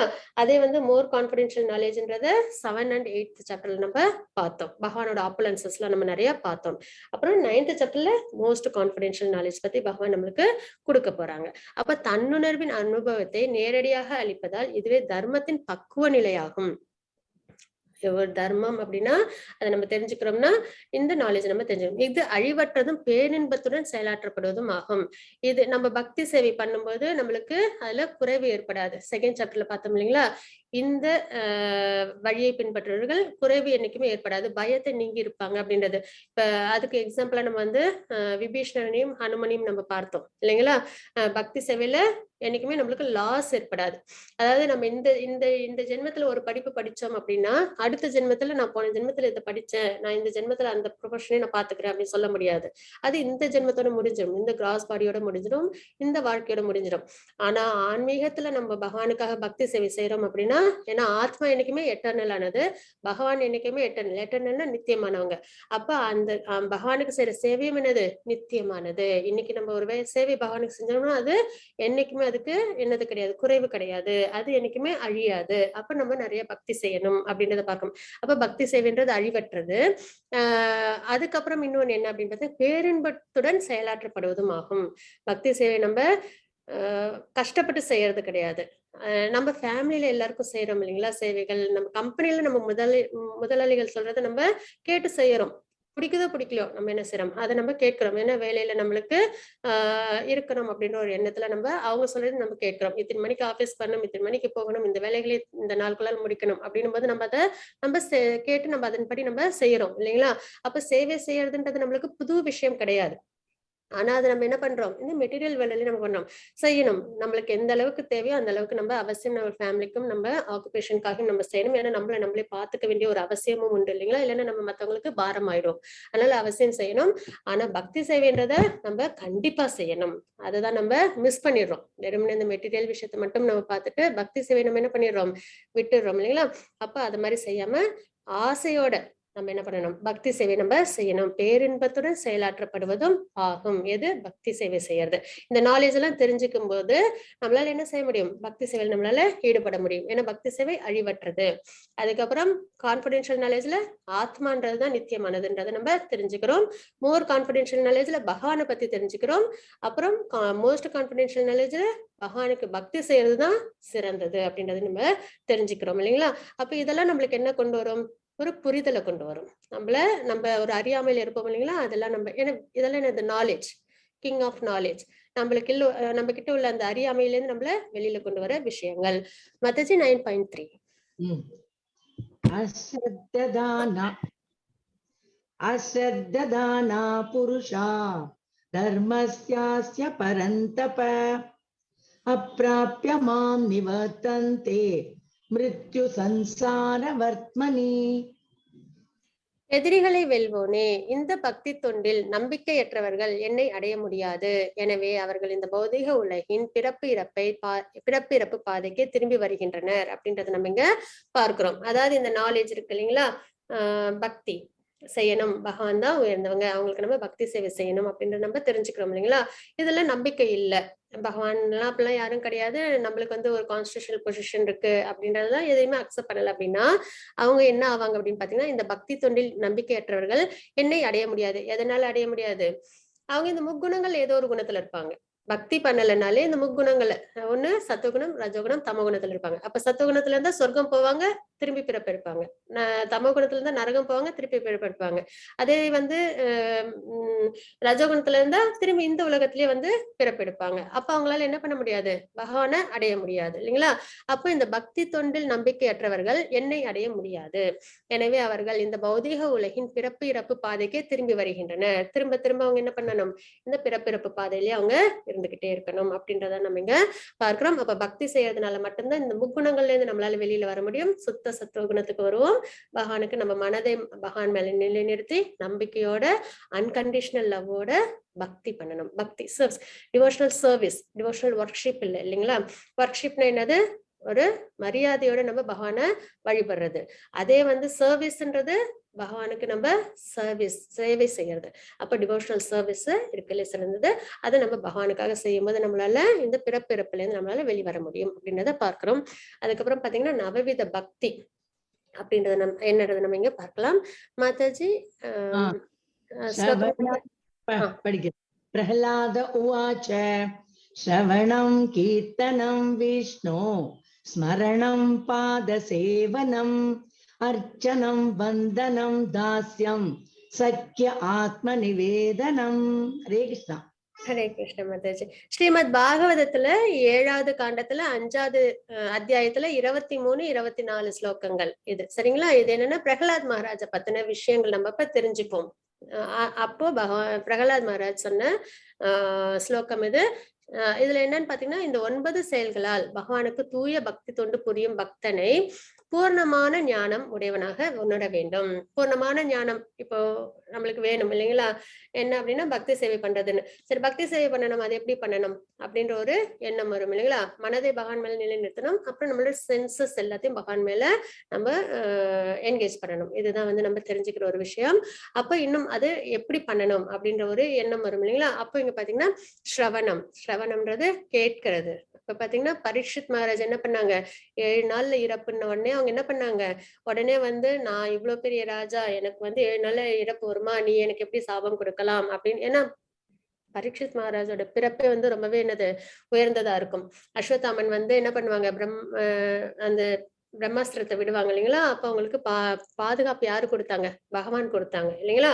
அப்போ பரிஷத்துன்ற பேரே அவங்களுக்கு எதனால வந்துச்சு அப்படின்னு பாத்தீங்கன்னா, பகவான் அவங்க அம்மாவோட கர்ப்பப்பையில இருக்கும்போது பாத்துட்டாங்க இல்லைங்களா. அவங்க ஏன்னா பகவான் தான் அவங்கள பாதுகாத்தாங்க அந்த பிரம்மாஸ்திரத்துல இருந்து. அப்போ அந்த வெளியில வந்ததும் பிறந்ததும் எல்லாரையும் பரிசோதிச்சு பார்த்தாங்களாம். இவங்க பகவானா இருப்பாங்களோ, இவங்க பகவானா இருப்பாங்களோ, நம்ம அம்மா வயிற்றுல இருந்தப்ப பார்த்தவங்களாச்சே இவங்க இருப்பாங்களோ எல்லாரும் பரீட்சை செஞ்சு பார்ப்பாங்க. அதனாலதான் அவங்களுக்கு பரீட்சித் அப்படின்ற பேர் வந்தது அப்படின்னு சொல்லுவாங்க. அப்ப அவங்களுக்கு அந்த மாதிரி உயர்ந்தவங்க, பகவானாலேயே காப்பாற்றப்பட்டவங்க இல்லைங்களா. அப்ப அவங்க வந்து எனக்கு நீ சாபம் கொடுக்குறியான்னு ஒரு மன வருத்தம்லாம் ஏற்படல. உடனே எனக்கு சாபம் கிடைச்சுன்னா சரி, நான் செஞ்ச தவறுக்கான சாபம் அது அப்படின்னு சொல்லிட்டு என்ன பண்ணிடுறாங்க அவங்க, 7 நாள்ல நான் தெரிஞ்சுக்க வேண்டிய என்னது, இதுக்கப்புறம் நான் எனக்கு அதாவது வந்து இந்த உலகத்துல நான் பிறந்ததுக்கான பயன் என்னவா இருக்கும் அப்படின்னு சொல்லி அவங்க வந்து யோசிச்சு என்ன பண்றாங்க, அவங்க ஒரு சரியான ஒரு குரு அவங்க தேர்ந்தெடுக்கிறாங்க இல்லைங்களா. அப்ப யார் வராங்க, சுகதேவ் கோஸ்வாமி வந்து அவங்களுக்கு பாகவதத்தை ரிசைட் பண்றாங்க. முழுக்க முழுக்க அதை ஆழ்ந்து கேட்கிறாங்க, மேலோட்டமா கேட்க கூடாது. எப்பயுமே நம்ம என்ன பண்ணணும், நல்ல குருக்கள் கிட்ட இருந்து நம்ம கேட்கும் போது அதை ஆழ்ந்து கேட்கணும். அதை நம்ம மனசுல மனசுல வாங்கிட்டு அதை அப்சர்வ் பண்ணிட்டு அதை நம்ம வாழ்க்கையில நம்ம கடைபிடிக்கணும். அதுதான் எப்பயுமே குருவோட இன்ஸ்ட்ரக்ஷன்ஸ் நம்ம என்ன பண்ணக்கூடாது, மேலோட்டமா நம்ம எடுத்துக்க கூடாது. அப்போ இப்ப சுகதேவ கோஸ்வாமி ரொம்ப உயர்ந்தவங்க இல்லைங்களா, டிரான்சென்டென்டல் நேச்சர் அவங்களது. அதாவது என்ன, செல்ஃப் ரியலைஸ்டு பர்சன் அப்படின்னு சொல்லணும். அப்ப அவங்க கிட்ட இருந்து என்ன பண்ணாங்க, நாலேஜ் பாகவதத்தை அவங்க எடுத்துக்கிறாங்க, ஆழ்ந்து உணர்வோடு கேட்கிறாங்க. அதனால அவங்களுக்கு என்ன கிடைக்குது, முக்தி கிடைக்குது. அப்ப ஸ்ரவணம் கேட்கறது தான் இருக்கலே சிறந்த ஒரு விஷயம். நிறைய கேட்கணும். நிறைய எவ்வளவுக்குள்ள நம்மளுக்கு நம்பிக்கை வருதோ, எப்போ நம்மளுக்கு பக்தி தொண்டுல நம்மளுக்கு விருப்பம் வருதோ, அது வரைக்கும் நம்ம என்ன பண்ணணும், அது வரைக்கும் அதுக்கப்புறம் இந்த முக்குணங்களோட தாக்கம் நம்ம கிட்ட இருந்து வெளியில வருதோ, அது வரைக்கும் நம்ம என்ன பண்ணணும், கேட்டுக்கிட்டே இருக்கணும். அதுக்கப்புறம் பக்தி செயல் நம்ம ஈடுபடணும். அதுக்கப்புறம் பாத்தீங்கன்னா கீர்த்தனம். கீர்த்தனம்ன்றது சுகதேவ கோஸ்வாமி நம்ம எக்ஸாம்பிளா எடுத்துக்கலாம். ஏன்னா எக்ஸாம்பிள் இருக்கும்போது நம்மளால ஈஸியா நம்மளால ஃபாலோ பண்ண முடியும். அது மட்டும் இல்லாம அவங்களோட கதைகளை நம்ம இன்னும் நல்லா ஆழ்ந்து கேட்கும் போது அவங்க என்ன முறையில அவங்க ஃபாலோ பண்ணாங்களோ அதை நம்மளும் என்ன பண்ணணும், வாழ்க்கையில் நம்ம எடுத்துக்கணும். அப்ப சுகதேவ கோஸ்வாமி என்ன பண்ணாங்க, பாகவத் அவங்க சொன்னாங்க இல்லைங்களா. அப்ப பகவானை பத்தி கேட்கறது எந்த அளவுக்கு உயர்ந்ததோ சொல்றதும் உயர்ந்தது. அப்ப கீர்த்தனம், பகவானை பத்தி நம்ம பாடல்களா பாடலாம், பகவானோட கதைகளை சொல்லலாம், பகவானை பத்தி பேசலாம் இல்லைங்களா. அந்த மாதிரி நிறைய விஷயங்கள். அதுக்கப்புறம் ஸ்மரணம், பகவானை திரும்ப திரும்ப நினைவுபடுத்துறது. நம்ம கேட்கிறோம் இல்லைங்களா, அதை நம்ம என்ன பண்ணணும், எப்பயுமே நம்ம நினைவுல கொண்டு வந்துகிட்டே இருக்கணும். பகவானோட விஷயங்களை கேட்கும்போது அதை நினைவுல கொண்டு வந்து, அதான் ஸ்மரணம். இல்லைன்னா பகவானோட திரு உருவத்தை நம்ம நித்தியமா தியானம் பண்றது சிறந்தது. கோயிலுக்கு போயிட்டு பகவான் அப்படியே நம்ம என்ன பண்ணிடணும், கண்ணிலே நம்ம படம் எடுத்துட்டு வீட்டுல அதை என்ன பண்ணணும், நினைச்சு நினைச்சு பார்க்கணும், அவங்களோட அழகு எப்படி இருந்தது அப்படின்றது. அந்த மாதிரி ஸ்மரணம், பகவானை பத்தி நினைவில் கொள்வது. அதுக்கப்புறம் பாத சேவனம், மகாலட்சுமி அவங்க நம்ம பார்க்கலாம். எப்பயுமே பகவானுக்கு என்ன பண்ணுவாங்க, பாத சேவனம் அவங்க சர்வீஸ் பண்ணிக்கிட்டே இருப்பாங்க அப்படின்றத நம்ம பார்க்கிறோம். அதுக்கப்புறம் அர்ச்சனம். இது இது யாரு அப்படின்னு பாத்தீங்கன்னா பிருத்து மகாராஜ். அவங்க என்ன பண்ணுவாங்கன்னா, அவங்களோட எல்லா விதமான செல்வத்தையும் என்ன பண்ணுவாங்க, பகவானுக்கு டெய்டி வர்ஷிப்ல அவங்க கொடுப்பாங்க அப்படின்றத நம்ம பார்ப்போம். இதுவும் பாகவதத்துல ஒரு காண்டத்துல இருக்கு, நீங்க அவசியம் தெரிஞ்சுக்கணும். 4வது காண்டத்துல இருக்கு, அவசியம் தெரிஞ்சுக்கணும். அதுக்கப்புறம் வந்தனம், அக்ரூரர், அவங்க நம்ம எக்ஸாம்பிள் எடுத்துக்கலாம். அக்ரூரன்றவங்க பகவான் மேல ரொம்பவே பக்தியோட உள்ளவங்க. கம்சன் என்ன பண்ணுவாங்க அப்படின்னு பாத்தீங்கன்னா, அவங்கள போய் பகவானை கூட்டிட்டு வர்றதுக்காக அவங்கள அனுப்புவாங்க. அந்த பக்தி அவங்களுக்கு இருந்ததுனால தான் அவங்கள செலக்ட் பண்ணாங்க இல்லைங்களா கம்சன். என்னைக்குமே நம்ம பகவானை நம்ம விரும்பணும் அப்படின்னா பகவான் ஆட்டோமேட்டிக்கா அதுக்கான எல்லா விஷயத்தையும் அவங்க செய்வாங்க. அதுதான் நம்ம பார்த்தோம், எந்த அளவு நீ என்கிட்ட சரணடையோ அந்த அளவுக்கு நான் உனக்கு அனுகிரகம் பண்ணுவேன் அப்படின்னு. அதான் நம்மளோட லெவல் ஆஃப் பக்தி. நல்ல ஆர்வத்தோட நம்ம பகவானை நம்ம அன்போட நம்ம வழிபட்டோம்னா அந்த அளவுக்கு நம்மளுக்கு தேவையான எல்லா விஷயமும் நமக்கு கிடைக்கும். அதுதாங்க தாத்பரியம். அப்ப அக்ரூரர் பகவான் மேல பக்தியோட இருந்தாங்க. அப்ப கம்சனோட ஆட்சியில் அவங்க இருந்ததுனால அவங்களால என்ன பண்ண முடியல, பகவானை தரிசிக்க முடியல. ஆனா அவங்களோட அந்த பக்தியை அவங்களை என்ன பண்ணுச்சு, கம்சனே என்ன பண்ணாங்க, நீ போய் பகவானை கூட்டிட்டு வா, கிருஷ்ணரை கூட்டிட்டு வான்னு சொல்லி அனுப்புவாங்க. அப்போ அந்த சந்தோஷம் அவங்களுக்கு, பகவானை பார்க்க போறோம்ன்ற அந்த சந்தோஷத்துல வழி முழுக்க என்ன பண்ணிட்டே போவாங்க, மதுராவில இருந்து பிருந்தாவன் வரைக்கும் பிரேயர் சொல்லிக்கிட்டே பகவானை பாக்குறதுக்காக அவங்க போவாங்க. அதான் வந்தனம் அப்படின்றத பார்க்கிறோம். அதுக்கப்புறம் தாசியம், அது பாத்தீங்கன்னா ஹனுமன் பகவானுக்காக நிறைய சேவைகள் செஞ்சாங்க இல்லைங்களா. ராமாயணத்துல நிறைய கைங்கரியங்களை அவங்க செஞ்சாங்க இல்லைங்களா. அப்ப அது தாசியம், சர்வீஸ் ஆட்டிடியூட். அதுக்கப்புறம் சாக்கியம், அர்ஜுனர் பகவான் கிட்ட எப்படி இருக்காங்களோ அந்த முறையை நம்ம சாக்கியம் அப்படின்னு நம்ம எடுத்துக்கிறோம். அதுக்கப்புறம் ஆத்ம நிவேதனம், பலி மகாராஜ் நம்ம எக்ஸாம்பிளா எடுத்துக்கலாம். பலி மகாராஜ் எப்படி இருப்பாங்க அப்படின்னு பாத்தீங்கன்னா, சுக்கராச்சாரியர் சொல்லுவாங்க, வந்திருக்கிறது பகவான், அதனால நீ அவங்களுக்கு கேட்கிற வரத்தை நீ சரி சொல்லாத, அவங்க கேட்கறத நீ தானமா கொடுக்காது அப்படின்னு சொல்லுவாங்க. ஆனா பலி மகாராஜ் யாரோட பேரன், பிரகலாத் மகாராஜோட பேரன் இல்லைங்களா. பக்தியில அவங்களுக்கும் என்னது, ரொம்பவே ஈடுபாடு, சிறந்த பக்தர் அவங்களும். பகவான் கேட்டு நான் இல்லைன்னு சொல்ல மாட்டேன் அப்படின்னு சொல்லிட்டு என்ன பண்ணாங்க, 3 அடி மண் தானே கொடுக்குறேன்னு. கடைசியில பகவான் திரிவிக்ரமனா எழுந்து, வாமனா வருவாங்க, திரிவிக்ரமனா எழுந்து என்ன பண்ணுவாங்க, பூமிக்கும் ஆகாயத்துக்கும் ஒரு பாதத்தை கொடுத்துட்டு மிச்ச பாதம்னு ஆத்ம நிவேதனம், என்னையே எடுத்துக்கோங்க அப்படின்னு சொல்லி முழுக்க சரணடைறாங்க இல்லைங்களா. அதுதான் ஆத்ம நிவேதனம் அப்படின்றத நம்ம இங்க பார்க்கிறோம். அப்ப இந்த மாதிரி 9 விதமான பக்தி இருக்கு. அதுல ஏதாவது ஒண்ணு செய்யணும், இல்லைன்னா எல்லாமே செய்யணும், அது உயர்ந்தது. அதான் இந்த 9 செயல்களால் பகவானுக்கு தூய பக்தி தொண்டு புரியும் பக்தனை பூர்ணமான ஞானமுடையவனாக உணர வேண்டும். எல்லாமே செய்யறது சிறந்தது. அம்பரீஷ் மகாராஜ் இந்த எல்லாத்தையுமே ஃபாலோ பண்ணாங்க அப்படின்றத நம்ம பார்க்கிறோம். நம்ம சாண்டிங் பண்ணும்போது ஸ்ரவணம், நம்ம சொல்ற ஹரிநாமத்தை நம்ம கேட்கணும். கீர்த்தனம், நம்ம ஓரளவு ரொம்ப சத்தமாவும் சொல்லாம ரொம்ப அமைதியாவும் சொல்லாம ஓரளவு சத்தத்தோட நம்ம பகவானோட நாமத்தை உச்சரிக்கணும். ஹரிநாம சங்கீர்த்தனத்தை அதுல நம்ம பகவானை நம்ம நினைத்துக்கிட்டு நம்ம சொல்லணும். சரிங்களா? ஏன்னா வந்து பகவானோட நாமம் வேறு பகவான் வேறுன்றது கிடையாது. அப்ப பகவான் நம்ம மனசு நிலைநிறுத்தி நம்ம சொல்லணும். அப்ப சாண்டிங் பண்ணும்போது இந்த 3த்தையும் நம்மளால அடைய முடியும். இந்த 3 சர்வீஸும் நம்மளால பகவானுக்கு கொடுக்க முடியும் அப்படின்றத நம்ம இங்க பார்க்கிறோம். இதுல இன்னொரு விஷயம் என்னன்னா, பிரகலாத் மகாராஜ் சொல்லுவாங்க, இந்த 9 பக்தியும் செஞ்சு பகவான் அடைய முடியலன்னா என்கிட்ட வாங்க, அவசியம் வந்து பக்தியில வந்து பகவான் அடையலாம் அப்படின்னு அந்த அளவுக்கு ஒரு ஷூரிட்டி வந்து கொடுத்திருப்பாங்க பாகவதத்துல. மாதாஜி 9.4. மயா ததமிதம் சர்வம் ஜகதவ்யக்தமூர்த்தினா மஸ்தானி சர்வபூதானி நச்சாகம் தேஷ்வவஸ்திதஹ. நான் எனது இந்த அறிவிற்கு அப்பாற்பட்ட இந்த விஸ்வரூபத்தின் மூலம் அகிலம் முழுவதும் பரவியுள்ளேன். எல்லா ஜீவன்களும் மற்றும் படைப்புகளும் என்னில் இருக்கின்றன. அதே சமயத்தில் அவைகளில் இருந்து வேறுபட்டு என் மாயையால் மறைக்கப்பட்டிருக்கின்றேன் அப்படின்றது இங்க பகவான் சொல்றாங்க. விஸ்வரூபத்தை பத்தி இங்கேயே அவங்க என்ன பண்ண ஆரம்பிக்கிறாங்க, சொல்ல ஆரம்பிக்கிறாங்க. இன்னும் சொல்ல போனா 8th சாப்டர்லயே என்னது அதி தெய்வா அப்படின்னா என்னன்னும் போது தேவர்கள் எல்லாம் யாருக்கிட்ட இருக்காங்க, பகவான் கிட்ட இருக்காங்க அப்படின்றத நம்ம பார்த்தோம்ல. விஸ்வரூபத்துல எல்லாரும் இருக்காங்கன்றத பார்த்தோம். அப்ப இங்கேயும் நம்ம வந்து பார்க்கிறோம், நான் எனது இந்த அறிவிற்கு அப்பாற்பட்ட விஸ்வரூபத்தின் மூலம் அகிலம் முழுவதும் பரவியுள்ளேன் அப்படின்றத சொல்றாங்க. அப்ப இந்த மெட்டீரியல் நேச்சருக்கு ஒரு உருவம் வேணும் அப்படின்னா பகவானை நம்ம எப்படி பார்க்கலாம், விஸ்வரூபமா நம்ம தரிசனம் பண்ணலாம். எல்லா ஜீவன்களும் மற்றும் படைப்புகளும் என்னில் இருக்கின்றன. அதன் மூலம் நம்மளால என்ன தெரிஞ்சுக்க முடியும், பகவானுக்குள்ளதான் நம்ம எல்லாரும் இருக்கோம், பகவானுக்குள்ள நம்ம எல்லாரும் அடங்கி இருக்கோம் அப்படின்றது நம்மளுக்கு தெரிய வரும். அதே சமயத்தில் அவைகளிலிருந்து வேறுபட்டு என் மாயால் மறைக்கப்பட்டிருக்கின்றேன் அப்படின்றது இங்க நம்ம பார்க்கிறோம். மத்தஜி 9.5 and 9.6. நச்சமஸ்தானி பூதானி பஷ்ய மே யோகமைஸ்வரம் பூத பிருன்னச்ச பூதஸ்தோ மமாத்மா பூத பாவனஹ யதாகாசஸ்திதோ நித்யம் வாயு சர்வத்ர கோ மகான் ததா சர்வாணி பூதானி மஸ்தானீத்யுபதாரய. இருப்பினும் படைக்கப்பட்டவை எல்லாம் என்னில் நிலை பெற்றிருக்கவில்லை. எனது யோகத்தின் ஐஸ்வர்யத்தை பார். யோக ஐஸ்வர்யம், பகவானோட யோக ஐஸ்வர்யத்தை இங்க சொல்றாங்க. நானே எல்லா உயிர் வாழிகளையும் காப்பவன் என்ற போதிலும், எங்கும் நிறைந்துள்ளவன் என்ற போதிலும், நான் இந்த பிரபஞ்ச தோற்றத்தின் ஒரு பகுதி அல்ல.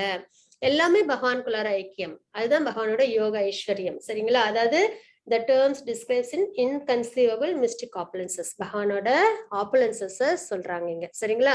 அப்ப எல்லாமே எனக்குள்ளார அடக்கம், அவங்கள நான் ஒரு அடக்கம் இல்ல, அவங்கள ஒரு பகுதி நான் இல்லை அப்படின்றத இங்க சொல்றாங்க. அதாவது பிரபஞ்சத்துல ஒரு பகுதி இல்ல, பிரபஞ்சமே யாரு, பகவானோட ஒரு பிராக்மெண்டல் பார்ட் தான் அப்படின்றத நம்ம இங்க தெரிஞ்சுக்கிறோம். சரிங்களா? நானே எல்லா உயிரினங்களையும் காப்பவன் என்ற போதிலும், எங்கும் நிறைந்துள்ளவன் என்ற போதிலும், நான் இந்த பிரபஞ்ச தோற்றத்தின் ஒரு பகுதி அல்ல. எல்லாமே யாருக்கிட்ட இருக்கு, பகவானுக்குள்ள இருக்கு. ஏனெனில் நானே படைப்பின் மூல காரணம் அப்படின்றதுங்க பகவான் சொல்றாங்க. எங்கும் வீசிக்கொண்டுள்ள பலத்த காற்று எவ்வாறு எப்பொழுதும் ஆகாயத்தில் உள்ளதோ அது போலவே படைக்கப்பட்டவை அனைத்தும் என்னுள் அமைந்துள்ளன என்பதை அறிவாயாக அப்படின்றத சொல்றாங்க.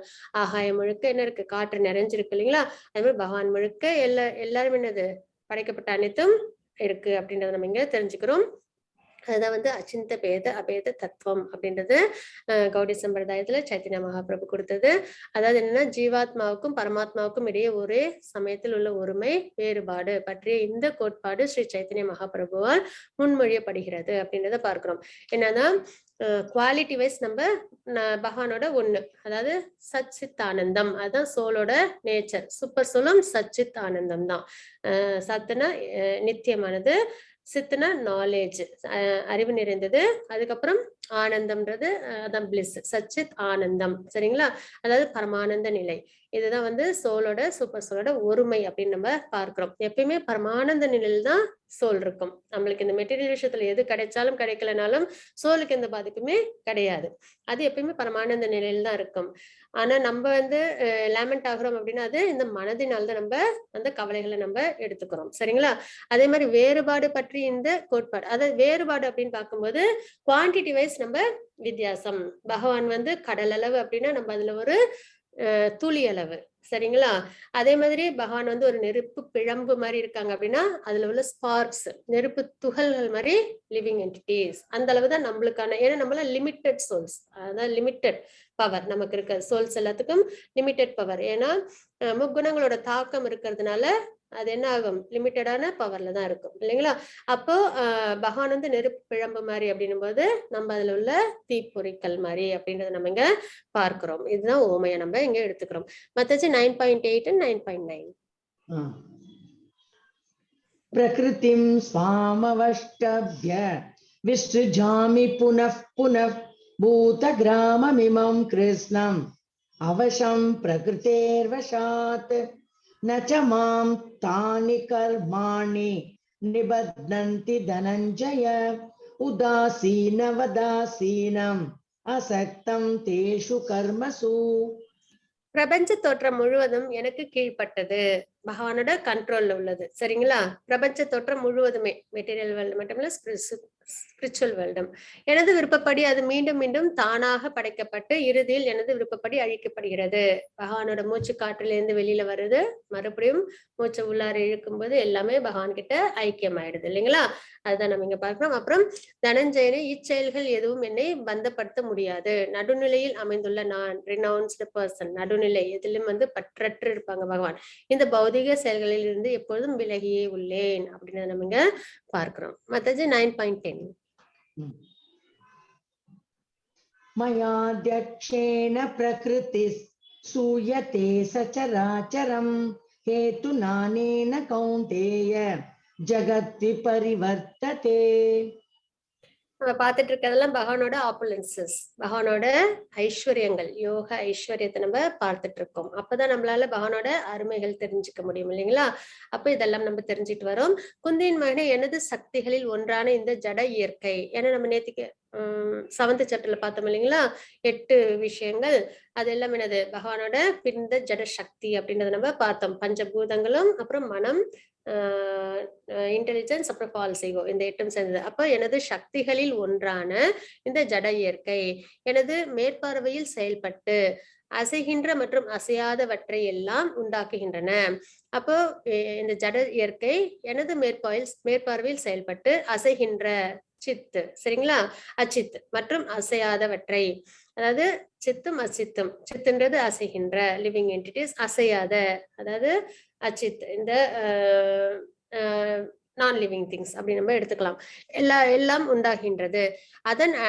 அதன் ஆணைப்படி இந்த தோற்றம் மீண்டும் மீண்டும் படைக்கப்பட்டு அழிக்கப்படுகிறது. ஒரு தடையும் அனிகிலேஷன் அப்ப அழிக்கப்படுது, அதே வந்து கிரியேஷன் அப்போ மறுபடியும் அது தோற்றுவிக்கப்படுது அப்படின்றத நம்ம இங்க பார்க்கிறோம். மத்தது 9.11. அவஜானந்தி மாம் மூடா மானுஷீம் தனுமாசிதம் பரம் பாவமஜானந்தோ மம பூத மகேஸ்வரம். மனித உருவில் நான் தோன்றும் பொழுது முட்டாள்கள் என்னை ஏளனம் செய்கின்றனர். எனது பரம இயற்கையை, அதாவது இருப்பவை அனைத்திற்கும் நானே உன்னத உரிமையாளன் என்பதை அவர்கள் அறியார் அப்படின்றத இங்க நம்ம பார்க்கிறோம்.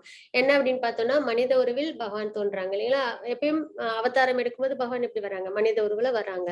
ஆனா அவங்களுக்கு இந்த மாதிரி நம்மளது மாதிரி கிராஸ் பாடி, ஷட்டில் பாடி, சோல் அப்படின்ற வித்தியாசங்கள்லாம் இருக்காது. அவங்களோட அந்த தெய்வீக உருவத்திலே தான் அவங்க அவதாரம் எடுப்பாங்க. எப்பயுமே பகவானோட அவதாரத்தை அப்போ பர்த் டெத், இப்ப நமக்கெல்லாம் பிறப்பு இறப்புன்னு சொல்லுவோம் இல்லைங்களா? பகவானுக்கு மட்டும் அப்பியரன்ஸ் டிஸ்அப்பியரன்ஸ் தான். அப்பியரன்ஸ் அதாவது எப்ப தேவைப்படுதோ, அதாவது 3 காரணத்துக்காக பகவான் அவதாரம் பண்றாங்கன்றத நம்ம பார்த்தோம் இல்லைங்களா?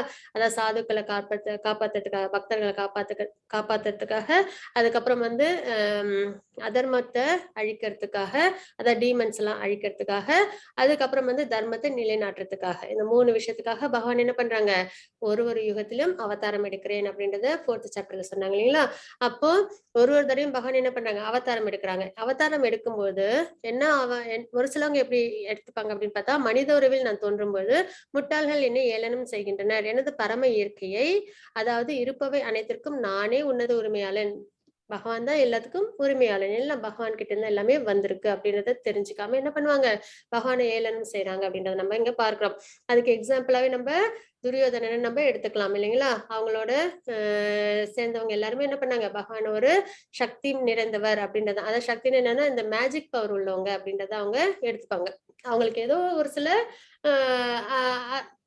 உயர்ந்த சக்திகள் இருக்கு, அதாவது ஒரு மேஜிக் மேன் மாதிரி அவங்கள பார்ப்பாங்களே தவிர பகவான் அவங்க என்ன பண்ணல, அவங்கள அங்கீகாரம் பண்ணல. அப்ப அவங்களுக்கு என்ன ஆகுது, அவங்களால பகவான் அவங்களால புரிஞ்சுக்க முடியாம அவங்க போயிடுறாங்க இல்லைங்களா? அதை நம்ம இங்க பார்க்கிறோம். மத்தது 9.12. மோகாஷா மோக கர்மாணோ மோகஜானா விஜேதசக ராட்சசீமாசுரீம் செய்வ பிரகிருதிம் மோகினீம் சிதாக. இவ்வாறு குழம்பியவர்கள் எதன் அடிப்படையில அவங்களுக்கு குழப்பம் ஏற்படுது, உன்னதம் தெரியல அவங்களுக்கு, பகவானோட விஷயங்கள் அவங்களுக்கு தெரியாம போயிடுது இல்லைங்களா? அவங்கள யாருன்னு நினைக்கிறாங்க, ஒரு மேஜிக் மேன் நினைக்கிறாங்க இல்லைங்களா? அதாவது துரியோதன் நம்ம எக்ஸாம்பிளா பார்க்கிறோம். அப்போ அந்த மாதிரி உள்ளவங்க என்னன்னா, இவ்வாறு குழம்பியவர்கள் ராட்சசத்தனமான கருத்துக்களால் நாத்திக கருத்துக்களாலும் கவரப்படுகின்றனர். அப்ப அவங்க என்ன பண்ண மாட்டாங்க, பகவானை பத்தின உயர்ந்த விஷயங்கள் எல்லாம் தெரிஞ்சுக்காம ராட்சசத்தனமான கருத்துக்களாலும் நாத்திக கருத்துக்களாலும் கவரப்படுகின்றனர். ஆப்போசிட்டான விஷயத்துல அவங்க அதர்மத்து பக்கம் அவங்க போயிடுவாங்க. அத்தகு மங்கிய நிலையில் அவர்கள் முக்திக்கான ஆவல்கள், பலநோக்கு செயல்கள், அறிவு பயிற்சிகள் ஆகிய அனைத்தும் தோல்வி அடைகின்றன. அப்ப அவங்க எது செஞ்சாலும் அது அவங்களுக்கு என்ன ஆயிடுது, தோல்வியில கொண்டு போய் விட்டுருது. ஏன்னா அவங்க என்ன நிலையில இருக்காங்க, இல்யூஷன்ஸ்ல, அறியாமையில இருக்காங்க. அவர்களது முக்திக்கான ஆவல் அவங்களுக்கு இருக்காது. பலநோக்கு செயல்கள், ஏதோ ஒரு செயல் செஞ்சு அதுக்கு ஒரு ரிசல்ட் கிடைக்கும் அப்படின்னு, அதை ஃப்ரூட்டிவ் ரிசல்ட்ஸ் எதிர்பார்த்து பண்றாங்க இல்லைங்களா? அறிவு பயிற்சிகள் ஆகிய அனைத்தும் தோல்வி அடைகின்றது அப்படின்றத நம்ம இங்க பார்க்கிறோம். மத்தது 9.13. ஆத்மானஸ்து மாம் பார்த்த தெய்வீம் பிரகிருதிமாசிதாக பஜந்த்யனன்ய மனசோ ஜாத்வா பூதாதிமவ்யயம். பிருத்தாவின் மகனே, குழப்பமடையாத மகாத்மாக்களோ, இதே பகவானோட ஆப்புலன்சஸ் தெரிஞ்சு அதுக்கப்புறம் அவங்களுக்கு பக்தி சேவையில் ஈடுபடுறாங்க இல்லைங்களா? அவங்கதான் மகாத்மாக்கள், செல்ஃப் ரியலைஸ்டு பர்சன் அப்படின்னு சொல்லுவோம். அதாவது தன்னுணர்வுல உள்ளவங்க. அவங்களுக்கு என்ன தெரியும், ஆத்மா உயர்ந்தது, ஆத்மாவுக்கு என்னது பக்தி சேவை செய்யறதுல தான் ஈடுபாடு உண்டு, பகவானுக்கு பக்தி சேவை செய்யணும் அப்படின்ற விஷயங்களும் தெரியுது இல்லைங்களா? அப்ப அவங்க குழப்பமடையாத மகாத்மாக்களோ தெய்வீக இயற்கையின் பாதுகாப்பில் உள்ளனர். அவங்க ஜட இயற்கை முக்குணங்கள்ல இல்ல, அவங்க யாரோட பாதுகாப்புல இருக்காங்க, தெய்வீக இயற்கையின் பாதுகாப்பில் உள்ளனர். யோகமாயாவோட கட்டுப்பாட்டுல இருக்காங்க. அவர்கள் பரமபுருஷ பகவானான என்னை ஆதி புருஷனாகவும் அழிவற்றவனாகவும் அறிந்து எனது பக்தி தொண்டில் பூரணமாக ஈடுபட்டுள்ளனர் அப்படின்றத பார்க்கிறோம். பகவான ஆதி புருஷம், எல்லாத்துக்கும் சர்வ காரண காரணம். அதுக்கப்புறம் அவங்கதான் அன்பான், அதே மாதிரி ஆதி புருஷம், அவங்கதான் முதல்ல தோன்றினவங்க அப்படின்றது. அதுக்கப்புறம் அழிவற்றவனாகும், அழிவற்றவர்கள் இல்லைங்களா பகவான். அப்போ அழிவற்றனாம அறிந்து எனது பக்தி தொண்டில் பூர்ணமாக ஈடுபட்டுள்ளனர் அப்படின்றத பார்க்கிறோம். மத்தது 9.14. சததம் கீர்த்தயந்தோ மாம் யதந்தஸ்ச திருடவ்ரதாः நமஸ்யந்தஸ்ச மாம் பக்த்யா நித்யயுக்தா உபாசதே.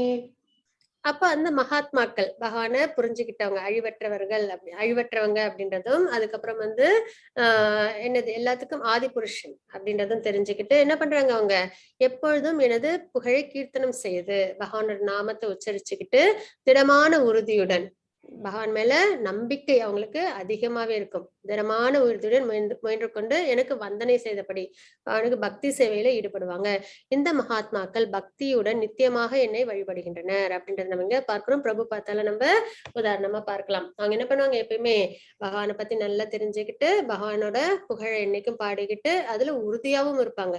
அதாவது என்ன, திடமான உறுதியோட அவங்க பக்தி சேவையில ஈடுபடுறாங்க இல்லைங்களா? பிரகலாத் மகாராஜும் நம்ம சொல்லலாம், அப்புறம் துரு மகாராஜ சொல்லலாம். இந்த மாதிரி நிறைய பேர் நம்ம உதாரணமா நம்ம பார்க்கலாம். அவங்க எப்பயுமே பகவானை நித்தியமா வழிபடுவாங்க அப்படின்றத நம்ம தெரிஞ்சுக்கிறோம். மத்தது 9.17. பிதாஹமஸ்ய ஜகதோ மாதா தாதா பிதாமக வேத்யம் பவித்ரம் ஓம்கார ருக்ஸாம யஜுரேவச. இந்த அகிலத்தின் தந்தையும் தாயும் காப்பனும் பாட்டனாரும் நானே. ஏன்னா பிரம்மா கிரியேஷன் பண்றாங்க இல்லைங்களா? அப்ப நம்ம அவங்கள ஃபாதர்ன்னு சொல்லுவோம். பிரம்மா படைச்சது யாரு, பகவான். அதனால பாட்டனாரும் நானே அப்படின்றதுங்க பகவான் சொல்றாங்க. இந்த அகிலத்தின் தந்தையும் தாயும் காப்பவனும் பாட்டனாரும் நானே, அறியப்பட வேண்டிய பொருளும் நானே. நம்ம ஒரு விஷயம் தெரிஞ்சுக்கணும் அப்படின்னா ஒரு லிவிங் என்டிட்டியா நம்ம ஒரு விஷயம் தெரிஞ்சுக்கணும், அது பகவான் தான் அப்படின்றத நம்ம இங்க தெரிஞ்சுக்கிறோம்.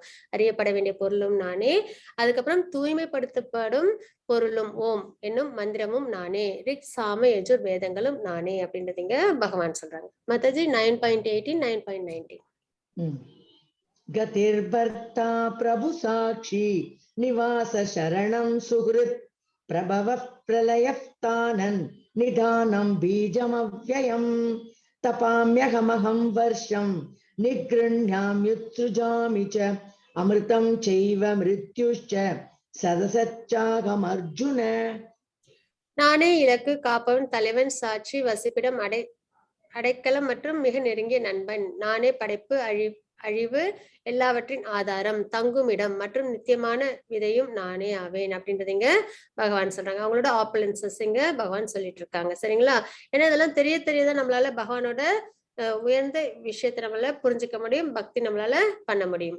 அதான் இங்க பார்க்கிறோம். நானே இலக்கு, பகவான் தான் நம்மளோட இலக்கு. எல்லா சொல்லும் யார்கிட்டதான் போகணும்? பகவான் கிட்டதான் போகணும் இல்லைங்களா? அப்ப நானே இலக்கு, காப்பவன், தலைவன், சாட்சி, வசிப்பிடம். ஏன்னா நம்ம கிட்ட சூப்பர் சோலா இருக்காங்க, எல்லாருடைய இதயத்திலும் சாட்சியா இருக்காங்க. நம்ம எந்த ஒரு செயல் செஞ்சாலும் அதுக்கு சாட்சியா இருக்காங்க. வசிப்பிடம், அப்புறம் அடைக்கலம் மற்றும் மிக நெருங்கிய நண்பன். இது ரொம்பவே முக்கியமான ஒரு விஷயம். எல்லாருக்கும் நெருங்கிய நண்பன் பகவான்.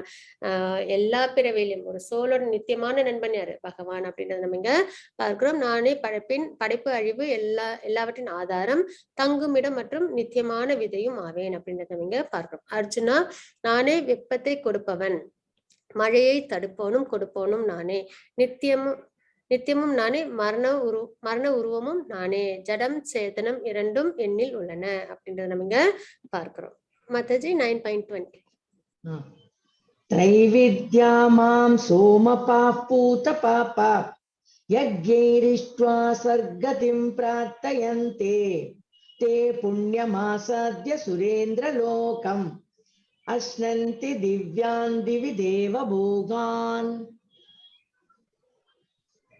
சொர்க்கலோகத்தை அடைவதற்காக வேதங்களை பயின்று சோமரசத்தை அருந்துபவர்கள் என்னை மறைமுகமாக வழிபடுகின்றனர். தேவர்களையும் யார் படைச்சாங்க? பகவான் தான் படைச்சாங்க அப்படின்றத நம்ம பார்த்தோம் இல்லைங்களா? அப்ப சொர்க்கலோகத்தை அடையிறதுன்னா ஃப்ரூட்டிவ் ரிசல்ட்ஸ் எதிர்பார்த்து பண்றது. ஒரு விஷயம் செஞ்சா அதுக்கு நமக்கு இது கிடைக்கும்ன்றது. அப்ப வேதங்களை அதுக்காக பயிற்சிருப்பாங்க, பயின்று அதுபடி அவங்க அந்த டியூட்டிஸ் அவங்க செய்வாங்க. அப்ப அவங்க என்ன பண்றாங்க? மறைமுக பகவான அவங்க வழிபடுறாங்க. ஏன்னா யஜ்ஞன் யாரு? பகவான் தான். நம்ம எந்த ஒரு விஷயம் செஞ்சாலும் அது யாருக்கு போய் சேருது? பகவானுக்கு போய் சேருது அப்படின்றத நம்ம இங்க பார்த்தோம் இல்லைங்களா? இதுக்கு முன்னாடி சாப்டர்ஸ்ல. அப்ப என்னை மறைமுகமாக வழிபடுகின்றனர் அப்படின்றத இங்க பார்க்கிறோம். இதன் மூலமாக அவர்கள் விளைவில் இருந்து தூய்மை அடைந்து பாப விளைவுகளிலிருந்து தூய்மை அடைந்து புண்ணியமான இந்திரலோகத்தில் பிறவி எடுத்து அங்கே தேவ சுகங்களை அனுபவிக்கின்றனர். அப்போ ஸ்வர்க்கத்துக்கு போகணும்னா கண்டிப்பா என்ன பண்ணுவாங்க? பயஸ் ஆக்டிவிட்டிஸ், நல்ல நல்ல விஷயங்கள் தான் அவங்க செய்வாங்க இல்லைங்களா? அப்ப அதனால அவங்களுக்கு என்ன கிடைக்காது? பாபங்கள் கிடைக்காது. பாபம் செஞ்சா சொர்க்கம் போக முடியாது. அப்போ இதன் மூலியமாக வேதத்துல உள்ளபடி ஃப்ரூட்டிவ் ரிசல்ட்ஸ் எதிர்பார்த்து அவங்க வந்து செய்யறாங்க, சர்வீஸ் பண்றாங்க அப்படின்னா அதனால என்ன கிடைக்கும் அவங்களுக்கு? இதன் மூலமாக அவர்கள் பாப விளைவிலிருந்து தூய்மை அடைந்து புண்ணியமான இந்திரலோகத்தில் பிறவி எடுத்து அங்கே தேவ சுகங்களை அனுபவிக்கின்றனர். சொர்க்கலோகத்தில் அத்தகு பரந்த சுகத்தை அனுபவித்து விட்டு தங்களது புண்ணியங்களின் பலன்கள் தீர்ந்தவுடன், அவங்க செஞ்ச அந்த நல்ல நல்ல விஷயங்களோட பலன் தீர்ந்த உடனே அவங்க மறுபடியும் என்ன பண்றாங்க? அவர்கள் மீண்டும் இந்த மரண உலகில் வீழ்கின்றனர். இவ்வாறாக புலன் இன்பத்திற்காக வேத தர்மத்தை கடைபிடிப்பவர்கள் பிறப்பு இறப்பினை அடைகின்றனர் அப்படின்றத இங்க பகவான் சொல்றாங்க. மாதாஜி 9.22 அனன்யாச்சிந்தயந்தோ மாம் ஏ ஜனா பர்யுபாசதே தேஷாம் நித்யாபியுக்தானாம் யோகக்ஷேமம் வகாம்யகம். ஹரே கிருஷ்ணா. ஆனால் எனது திவ்ய ரூபத்தின் மீது தியானம் செய்து கொண்டு கலங்கமற்ற பக்தியுடன், இதுதான் ரொம்பவே முக்கியமான ஒரு விஷயம், கலங்கமற்ற அனன்ய பக்தி, எந்த ஒரு கண்டாமினேஷனும் இருக்கக்கூடாது. கண்டாமினேஷன் அது என்னது? கண்டாமினேஷன்ன்றது இந்த 3 குணங்கள், அதனால ஏற்படுற விஷயங்கள் இல்லைங்களா? அப்ப அது இல்லாம கலங்கமற்ற அனன்ய பக்தியுடன் என்னை நித்தியமாக வழிபடுபவர்களுக்கோ அவர்களுக்கு வேண்டியவற்றை கொடுத்தும் அவர்களிடம் இருப்பவற்றை காத்தும் நான் அருள் பாலிக்கின்றேன் அப்படின்றது இங்க பகவான் சொல்றாங்க. அப்ப வேண்டியவற்றை கொடுத்தோம் அப்படின்னா எந்த அளவு நம்ம வந்து அனன்ய பக்தி பண்றோமோ, பகவான் மேல பக்தி சேவையிலே நம்ம முழுமையா ஈடுபடுறோமோ, அப்ப நமக்கு இன்னும் என்ன வேணும், அந்த ஸ்திரத்தன்மை இன்னும் பகவான் என்ன பண்ணுவாங்க, அதிகப்படுத்துவாங்க. அவர்களுக்கு வேண்டியவற்றை கொடுத்தும் அவர்களிடம் இருப்பவற்றை காத்தும். ஆல்ரெடி ஒரு பக்தி இருக்கும் இல்லைங்களா அவங்க கிட்ட, அதுல இருந்து அவங்க திரும்பி கீழ் நோக்கி போயிடாம அந்த பக்தி அவங்க என்ன பண்ணுவாங்க, காத்தும் அவர்களிடம் இருப்பவற்றை காத்தும் நான் அருள் பாலிக்கின்றேன் அப்படின்றத இங்க பகவான் சொல்றாங்க. இன்னும் பக்தி சேவை செய்யறதுக்கான விஷயங்களை பகவான் கொடுப்பாங்க. இருக்கிற பக்தியிலிருந்து திரும்பி கீழே போகாம பாத்துக்கிறதும் பகவான் வந்து செய்வாங்க அப்படின்றத நம்ம இங்க பார்க்கிறோம். அதுதான் நம்ம இங்க அப்போ அனன்ய பக்தி நம்மளோட எண்டிவர் எவ்வளோ அப்படி அதுக்கேத்த மாதிரி பகவான் நமக்கு அருள் புரியுறாங்கன்றத பார்க்கிறோம். மத்தச்சு 9.23 येऽप्यन्य देवता भक्ता यजन्ते श्रद्धयान्विताः तेऽपि मामेव कौन्तेय यजन्त्य विधिपूर्वकम्. மற்ற தேவர்களை நம்பிக்கையோடு வணங்கும் பக்தர்கள் உண்மையில் என்னை மட்டுமே வழிபடுகின்றனர் குந்தியின் மகனே. ஆனால் அத்தகு வழிபாடு தவறான வழியில் செய்யப்படுவதாகும். இன்டைரக்டா பகவானை வழிபடுறது. மற்ற தேவர்களை வழிபடும் போது பகவானை வழிபடுறாங்க, ஆனா வேற ஒருத்தவங்க மூலியமா இன்டைரக்டா வழிபடுறது அப்படின்றத நம்ம இங்க பார்க்கிறோம். மத்தது 9.25 யாந்தி தேவவ்ரதா தேவான் பித்ருன் யாந்தி பித்ருவ்ரதாः பூதானி யாந்தி பூதேஜ்யா யாந்தி மத்யா ஜினோபி மாம். தேவர்களை வழிபடுபவர்கள் தேவர்களிடையே பிறப்பர். அதாவது தேவர்களை வழிபடுறவங்க தேவலோக, அதாவது அவங்களோட அபோர்டு அங்க போவாங்க. முன்னோர்களை வழிபடுபவர்கள் முன்னோர்களிடம் செல்வர். முன்னோர்களுக்கான இடமும் உண்டு இல்லைங்களா, அங்க போவாங்க. அதே மாதிரி பூதங்களை வழிபடுபவர்கள் பூதங்களிடையே பிறப்பர். இந்த ரெண்டும் பாத்தீங்கன்னா அந்த கீழே உள்ள planetary system, lower planetary system, அந்த 14 பிளானட்டரி சிஸ்டம் இருக்குல்ல லோகங்கள், அதுல பாத்தீங்கன்னா இந்த முன்னோர்கள் இருக்கிற இடமும் பூதங்கள் இருக்கிற இடமும் கீழே வரும். அதாவது லோவர் பிளானட்டரி சிஸ்டம்ல வரும். தேவர்களோட உலகங்கள் மேல உள்ள அப்பர் பிளானட்டரி சிஸ்டம்ல நம்ம பார்ப்போம். அப்ப மேலும் என்னை வழிபடுபவர்கள் பகவானை வழிபடுபவர்கள் எங்க போவாங்க, என்னுடனே வாழ்வார்கள். அப்ப பகவானோட லோகத்துக்கு போவாங்க அப்படின்றத நம்ம இங்க பார்க்கிறோம். மத்தது 9.26 பத்ரம் புஷ்பம் பலம் தோயம் யோ மே பக்த்யா பிரயச்சதி ததகம் பக்த்யுபகிருதம் அஷ்னாமி பிரயதாத்மனஹ. ஹரே கிருஷ்ணா. அன்புடனும் பக்தியுடனும் ஒருவன் ஓர் இலையோ ஒரு பூவோ ஒரு பழமோ நீரோ அளித்தால் அதனை நான் ஏற்கின்றேன் அப்படின்றது இங்க பகவான் சொல்றாங்க. என்னன்னா இங்க ரொம்ப முக்கியமான ஒரு விஷயம், அன்புடன் பக்தியுடன் ஒருவன் ஓர் இலையோ துளசி இலையோ பூவோ ஒரு பழமோ நீரோ கொடுத்தா அதை பகவான் என்ன பண்றாங்க, அன்புடன் ஏற்கின்றேன். அப்ப பகவான் அங்க பார்க்கறது அன்பும் பக்தியும் எடுத்துக்கிறாங்க அப்படின்றத நம்ம இங்க பார்க்கிறோம். அது பாத்தீங்கன்னா இங்க வந்து விதுரர் மனைவி கிருஷ்ணருக்கு வாழைப்பழம் கொடுப்பதாக எண்ணி தோலை சமர்ப்பித்தல் அப்படின்றத நம்ம இங்க பார்க்கிறோம். அதாவது சமரசம் பேசுறதுக்காக கிருஷ்ணர் என்ன பண்ணுவாங்க, ஹஸ்தினாபுரம் போவாங்க. அப்போ அரண்மனையில அவங்க தங்க மாட்டாங்க, ஏன்னா சமரசம் பேச போயிருக்கறதுனால அங்க தங்கினா அது சரியா இருக்காதுன்னு சொல்லிட்டு அப்போ என்ன பண்ணுவாங்க, விதுரரோட அவங்களோட இல்லத்துக்கு போவாங்க. அங்க போனதும் அவங்க எதிர்பார்க்காம பகவான் வந்த உடனே அவங்களுக்கு ரொம்ப சந்தோஷமாயிடும். அதுல என்ன செய்யறோம் தெரியாம வாழைப்பழத்தை கீழே போட்டு தோலை கொடுப்பாங்க. அதையும் பகவான் என்ன பண்றாங்க, பக்தியோட ஏத்துப்பாங்க அப்படின்றத நம்ம இங்க பார்க்கிறோம். அப்போ அன்போட நம்ம என்ன கொடுக்கிறோம், இல்லையோ பூவோ பழமோ நீரோ பகவானுக்கு நம்ம கொடுக்கும்போது அதை பகவான் ஏத்துக்கிறேன் அப்படின்றத சொல்றாங்க. மத்தது 9.27 யத் கரோஷி யதஷ்னாசி யஜ்ஜுஹோஷி ததாசி யத் தபஸ்யசி கௌந்தேய தத் குருஷ்வ மதர்ப்பணம். ஹரே கிருஷ்ணா. குந்தியின் மகனே, எதையெல்லாம் நீ செய்கின்றாயோ எதையெல்லாம் நீ உண்கின்றாயோ, நம்ம எந்த செயல் செஞ்சாலும் அது பகவானுக்கு செய்யறதா இருக்கணும் அப்படின்றத பார்க்கிறோம். எதையெல்லாம் நீ உண்கின்றாயோ, நம்ம எதை எடுத்துக்கிட்டாலும் அது பிரசாதமா இருக்கணும், பகவானுக்கு ஆஃபர் பண்ணதா. நீ எதையெல்லாம் நீ படைக்கின்றாயோ எதையெல்லாம் நீ கொடுக்கின்றாயோ தானம் பண்றது. அப்புறம் எந்த தவங்களை எல்லாம் நீ செய்கின்றாயோ, கலியுகத்தோட தர்மம் நாம சங்கீர்த்தனம், அதனை எனக்கு அர்ப்பணமாக செய்வாயாக அப்படின்றத நம்ம இங்க பார்க்கிறோம். சரிங்களா, அப்ப நம்ம எந்த ஒரு செயலை செஞ்சாலும் அது பகவானை முன்னிலைப்படுத்தி செய்யறதா இருக்கணும் அப்படின்றத நம்ம இங்க தெரிஞ்சுக்கிறோம். மத்தது 9.29 சமோகம் சர்வபூதேஷு ந மே த்வேஷோஸ்தி ந ப்ரியஹ ஏ பஜந்தி துமாம் பக்த்யா மைதே தேஷு சாப்யகம்.